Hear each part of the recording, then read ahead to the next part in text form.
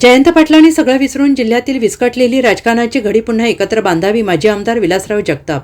जयंत पाटलांना सगळे विसरून आगामी निवडणुकीच्या तोंडावर जिल्ह्यातील विस्कटलेली राजकारणाची घडी आता पुन्हा एकत्र बांधावी असं भावनिक आवाहन भाजपातून निलंबित केलेले जतचे माजी आमदार विलासराव जगताप यांनी केलं आहे. सांगलीच्या संघमध्ये राष्ट्रवादीचे नेते शरद पवारांच्या उपस्थितीत पार पडलेल्या पुतळा अनावरण कार्यक्रमात माजी आमदार विलासराव जगताप यांनी खासदार विशाल पाटील, आमदार रोहित पाटील आणि आमदार अरुण लाड यांचा उल्लेख करत ही साथ घातली आहे. तसेच जगताप यांनी शरद पवारांचं तोंड भरून कौतुक करत भाजपा सरकारवर जोरदार टीका केली आहे आणि यावेळी विलासराव जगताप यांनी केलेली आहे ही टीका आणि त्यामुळे विलासराव जगताप हे राष्ट्रवादी काँग्रेस शरद पवार गटात प्रवेश करणार का अशी चर्चा आता रंगली आहे.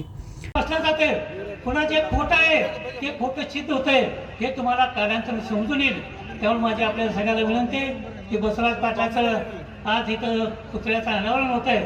ते चांगल्या माणसाचं अनावरण आपण पवार साहेबांच्या हस्ते करते.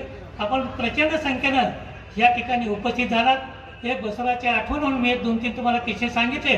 तो एक माणूस चांगला होता. त्याने यश अपयश बघितलंय. आमदार केलं उभारायला पडले. मी 3 वेळा आमदार केलं उभारलो, 2दा पडलो, एकदा आलं. पडलं आमच्या नशिबाचं आहे, त्याला आम्ही काय करणार आहे. ते लोकांनी तुम्ही करायचं आहे ना काम ते. त्यामुळं पडण्याच्या पलीकडं एक सामाजिक विचार घेऊन ज्या बसवराजनी काम केलं आणि कायमच या जिल्ह्यामध्ये राजाराम बापूच्या नावाने आपण पक्ष चालवला. जयंत पाटलाला माझी एक विनंती आहे, ह्या सगळ्या लोकांना सांभाळून घ्यायचं काम तुम्हाला करावं लागेल. झालं गेला मागचा विसरावं लागेल आपल्याला. आज नव्यानं आज या जिल्ह्यामध्ये घडी विस्कटलेले. आज विशाल पाटील पण इथे आहेत, रोहित पाटील आहेत, अरुण लाड आहेत, सगळे जिल्ह्यातले दिग्गज मंत्री आहेत. ह्या निमित्तानं माझी एक सगळ्याला विनंती आहे, ही जी गडबड चालू आहे जिल्ह्यातील, ही जर गडबड थांबवायची असेल तर मागचं आपण जरा विसरलं पाहिजे. आम्ही कुणाच्यावर प्रचार केले, कुणाचं नाव ठेवलेलं असते, परंतु येणाऱ्या जिल्हा परिषद पंचायत समितीच्या काळामध्ये हे सगळं विसरून जिल्ह्याची पुन्हा एकदा मूठ बांधावी अशा प्रकारची विनंती आहे जिल्ह्यातल्या दिग्गज माणसांना करतो.